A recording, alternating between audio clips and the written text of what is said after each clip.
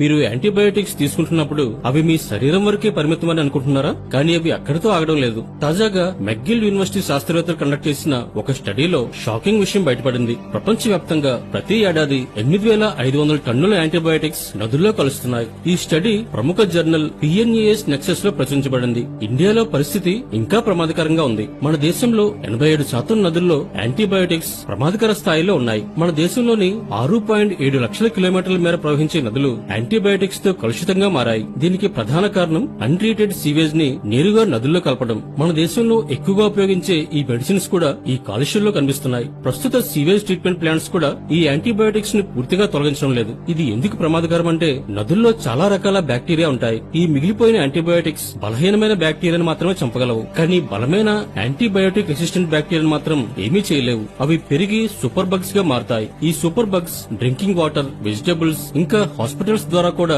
మన శరీరాల్లోకి చేరొచ్చు. ప్రస్తుతం ఇండియాలో దాదాపు 31.5 కోట్ల మంది అత్యంత కలుషితమైన నదుల సమీపంలో జీవిస్తున్నారు. ఈ స్టడీ మన అందరికీ ఒక హెచ్చరిక. యాంటీబయోటిక్ రెసిస్టెన్స్ అనేది ఇక హాస్పిటల్ సమస్య మాత్రమే కాదు. ఇప్పుడది మన నదుల సమస్య, నీటి సమస్య, మన జీవితం మీద ప్రభావం చూపే సమస్యగా మారింది.